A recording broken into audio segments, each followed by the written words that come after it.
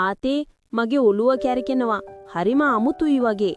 මං කිව්වා ඔය ළඹේට වැඩිය ඔය ගෙඩි කන්න එපා කියලා. බය වෙන්න එපා.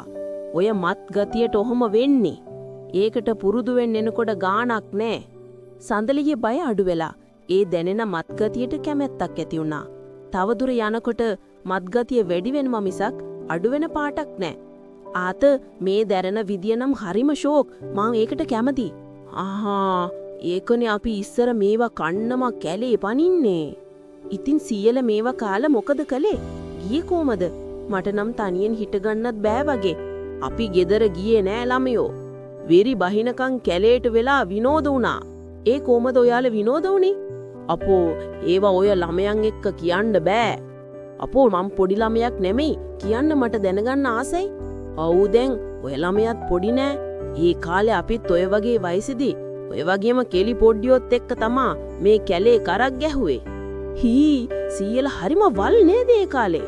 ඔව් ඉතින් වයසේ හැටිනේ.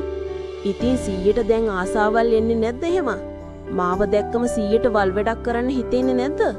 වෙරි මතින් සඳලි කියවන්නේ එයාගේ හිතේ තියෙන ආසාවල්. සයිමන් ආතාට මේක තේරුණා. ආතාට තේරුණා කලදුටු කල වලීහ ගන්න මේක හොඳ වේලාව බව. ඔය ළමයා දැක්කම කාටද ආස හිතෙන්නේ නැත්තේ? කොළඹ රටි චීස් කෑල්ලක් වගේ තමයි. කෙල්ලෙක් එක්ක විනෝද වෙන එක හීනයක් තමයි ඉතින්. කොහොමද ආතලා ඒ කාලේ විනෝද වුනේ? කරලම පෙන්නන්නම් ළමයෝ.